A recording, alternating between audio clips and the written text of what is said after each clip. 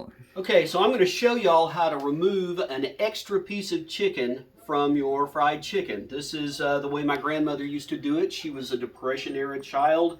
They didn't waste anything. So there is a special piece of chicken that almost always gets wasted. Kentucky Fried used to serve a thing called the keel, but that was the breast with this piece called the blades that we're going to do. So what I've done is I have removed the legs, removed the wings, I've skinned the chicken. So what we're going to do is we're going to feel around for the top of the breastbone. We're going to cut in, and we're going to follow the wishbone all the way down. And at the end of the wishbone, there's a big old wad of joint right here. So you want to remove the wishbone from that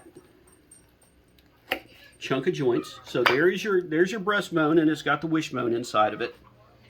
Okay, so now for this special piece. The special piece is right here. See these two bones? These go up to the breast here, and then there's two backbones, which are basically the shoulder blades. This whole assembly is called the blades.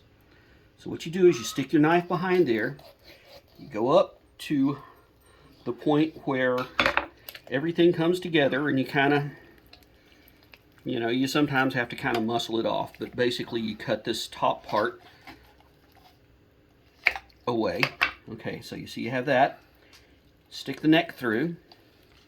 Now we turn it back over on its back, and we follow these bones, which are actually the back bones. Get it through here. I think I broke one of them. Yeah, this one wants to be broke, but that's okay. You slice that right off. And there you have this little piece called the blades. And I tell you what, this will become a delicacy around your household. Nobody touched my mama's blades when we were having fried chicken at our house.